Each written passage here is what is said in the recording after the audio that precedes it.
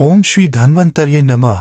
तारांकन नमस्कार। आप देख रही हैं सतपाल एक्सप्रेस, जहां हम आयुर्वेद के अमूल्य ग्रंथ अष्टांग हृदयम को सरल भाषा में आप तक पहुंचा रहे हैं।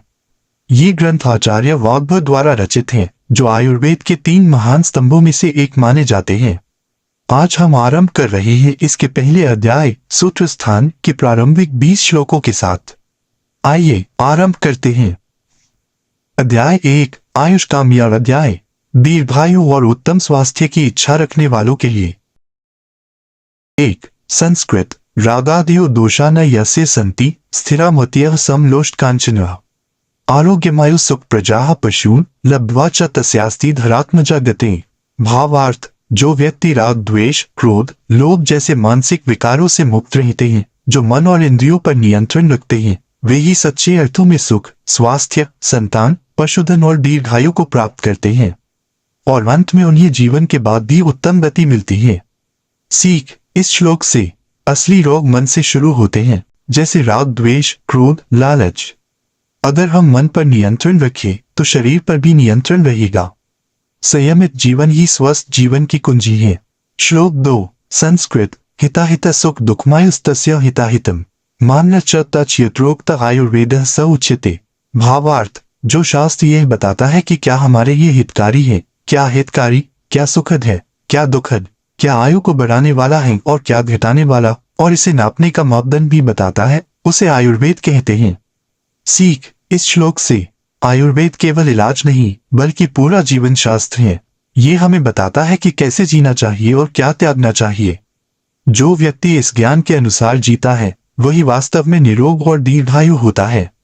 निष्कर्ष, कंक्लूजन। आज की दौड़ती भागती जिंदगी में हम अक्सर मूल बातें भूल जाते हैं, लेकिन अष्टांग हृदयम हमें फिर से याद दिलाता है कि असली जीवन वही है जो संयम, शांति और संतुलन से जिया जाए।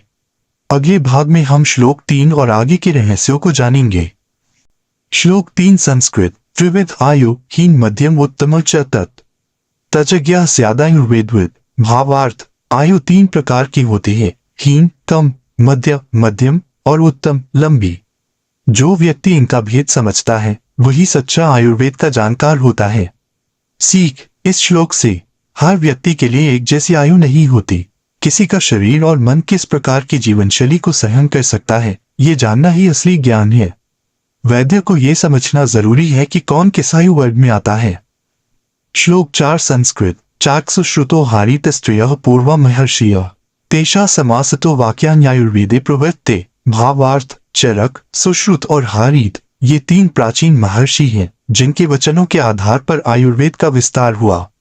सीख। इस श्लोक से आयुर्वेद केवल एक व्यक्ति की खोज नहीं है, ये ऋषियों की सामूहिक विद्या है। शास्त्रों को समझना है तो उनके मूल स्रोतों का सम्मान और अध्ययन जरूरी है। श्लोक 5, संस्कृत। तेषा यान्यवशिष्यन्ते तंत्राणि तानि सर्वश संगृह्य रचयामास वाग्भः संहिता पुनः। भावार्थ, वेदों और ऋषियों के जो तंत्र ग्रंथ बचे रह गए थे, उन्हीं समर्पित मन से महर्षि वाग्भ ने एकत्र कर इस ग्रंथ की रचना की। सीख। इस श्लोक से अष्टांग हृदयम एक संक्षिप्त लेकिन परिपूर्ण ग्रंथ है। ये संकलन है अनुभव, वेद, तर्क और परंपरा का। श्लोक 6, संस्कृत। रोगानुत्पाद प्रथमो चिकित्सा प्रधानश्च द्वितीयोधिकारः निदानमूलो द्वावपि हि रोगाः पूर्वं ततोऽन्यो तु बहुप्रकाराः। भावार्थ, रोगों को उत्पन्न होने से रोकना पहली प्राथमिकता होनी चाहिए, दूसरी प्राथमिकता है उपचार करना। रोगों का मूल कारण निदान हो, उसके बाद अन्य प्रकार के रोग आते हैं। सीख। इस श्लोक से रोकथाम इलाज से बेहतर है, यही आयुर्वेद की नींव है। जड़ को ठीक करना जरूरी है, सिर्फ फल को नहीं।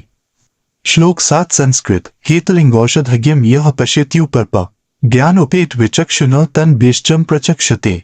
भावार्थ, जो व्यक्ति रोग के कारण, लक्षण और औषधि का ज्ञान रखता है, जो रोग को आते ही पहचान लेता है, वही सच्चा वैद्य कहलाता है।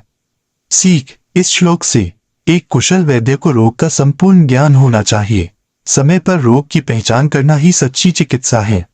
श्लोक 8, संस्कृत। शास्त्र दृष्टया विनिर्दिष्ट यद्वस्तु हितमात्मनः अनुपाल्यम ततं शास्त्रम को न गच्छत्यधो गतिम।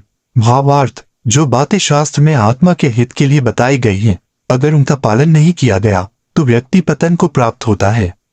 सीख। इस श्लोक से आयुर्वेद शास्त्रों का विज्ञान है, इसका पालन जरूरी है। जो शास्त्र के मार्ग से भटकता है वो खुद को हानि पहुंचाता है। श्लोक 9 संस्कृत। वेद श्रुते स्मृतिश्च सदाचारश्च सार्वः एते प्रमाणो विद्याना धर्मस्य च विशेषता। भावार्थ, वेद, स्मृति, सदाचार और वेदांग ये सभी धर्म और विद्या के प्रमाण माने गए हैं। सीख। इस श्लोक से ज्ञान वही सही है जो प्रमाणिक हो, वेद और आचार से जुड़ा हो। बिना प्रमाण के किया गया कार्य भ्रम पैदा करता है। श्लोक 10 संस्कृत। श्रुति प्रमाणकमिदं लक्षणं धर्मस्य चास्य यत् श्रुति स्मृत्युक्त मार्गेण यो न याति स वंचकः। भावार्थ, शास्त्र का मार्ग ही धर्म का चिन्ह है। जो व्यक्ति श्रुति स्मृति के बताए मार्ग पर नहीं चलता वो धोखेबाज है। सीख। इस श्लोक से आत्मविकास का मार्ग शास्त्रों में ही छिपा है। जो शास्त्र के विरुद्ध चलता है वो दूसरों को भी भ्रमित करता है। श्लोक 11 संस्कृत। तस्मात् सर्वेषु कर्मस्वायत्त धर्ममिच्छता शरीर साधन मुख्यम धर्म साधन मित्यतः। भावार्थ, धर्म की प्राप्ति के लिए शरीर ही मुख्य साधन है। इसलिए हर कार्य में शरीर की रक्षा और देखभाल अत्यंत आवश्यक है। सीख। इस श्लोक से शरीर स्वस्थ है तो ही धर्म, अर्थ, काम और मोक्ष संभव है। शरीर को उपेक्षित करना आत्मविकास से दूरी है। श्लोक 12 संस्कृत। तदर्थ धर्म कामाथा ये चानिये सुख संपदा शरीरिण सिद्ध्यन्ति शरीर साधन ततः। भावार्थ, धर्म, काम, अर्थ, सुख और संपत्ति ये सभी शरीर के माध्यम से ही संभव है। इसलिए शरीर को साधन मानकर उसकी रक्षा करनी चाहिए। सीख। इस श्लोक से शरीर के बिना कोई भी उद्देश्य पूर्ण नहीं हो सकता। जो शरीर की उपेक्षा करता है वो सब कुछ खो देता है। श्लोक 13 संस्कृत। सर्वायुष कामायुष कामो च युक्तम समाहितम पृथ्वीविद्मा श्रुत्या हेत्वादीन संप्रविक्ष्यते। भावार्थ, अब आयु की इच्छा रखने वाले और आयु से मुक्त व्यक्ति दोनों के लिए हम कारण आदि विषयों को विस्तार से समझाएंगे। सीख। इस श्लोक से चाहे आप दीर्घायु चाहते हो या मोक्ष, सही ज्ञान दोनों के लिए आवश्यक है। कारण को समझे बिना समाधान नहीं मिल सकता। श्लोक 14 संस्कृत। शरीर च तदात्मान तदाश्रयं च तत्सुखम तद्दुःख च निरूप्येदम हेतुलिंगौषधः संगे। भावार्थ, शरीर, आत्मा, उनका संबंध, सुख दुख इन सबको कारण, लक्षण और औषधि सहित समझाया जाएगा। सीख। इस श्लोक से सिर्फ रोग नहीं, शरीर, मन, आत्मा का पूरा विज्ञान समझना जरूरी है। सुख दुख का मूल जानकर ही स्थायी समाधान संभव है। श्लोक 15 संस्कृत। त्रिविध शरीर माख्यातम नित्यम यत्नेन पाल्येत हेतुलिंग प्रश्मन हेतु ज्ञान न समासतः। भावार्थ, शरीर 3 प्रकार का बताया गया है जिसकी रक्षा हमेशा प्रयासपूर्वक करनी चाहिए। रोगों का कारण, लक्षण और शमन का ज्ञान जरूरी है और कारणों की अज्ञानता ही समस्या है। सीख। इस श्लोक से शरीर की देखभाल सिर्फ इच्छा से नहीं, निरंतर प्रयास से होती है। अज्ञान ही सबसे बड़ा रोग है। श्लोक 16 संस्कृत। स्वभावोपरमस्तिष्ठया वे स्वे धर्मे स्थित था तेनवोपचितम यस्य स नश्यति निलादिना। भावार्थ, प्रकृति के अनुसार जब शरीर अपने स्वाभाविक धर्म में स्थिर रहता है तो स्वस्थ रहता है, लेकिन जब वो उससे हटता है तो वात आदि दोष उसे नष्ट करते हैं। सीख। इस श्लोक से जो अपने स्वाभाविक आचरण में रहता है वो स्वस्थ रहता है। प्राकृतिक नियमों से हटना ही रोग का कारण है। श्लोक 17 संस्कृत। शरीर संहितम चेन्द्रियार्थः संयोगतो भवति यस्तु लोकः नित्यम दुखानुक्तो न चेकस्मिन्निस्तु निवस्थानम। भावार्थ, ये शरीर इंद्रियों और विषयों के संयोग से बनता है और यह संसार दुख से जुड़ा हुआ है, कोई भी वस्तु स्थायी नहीं है।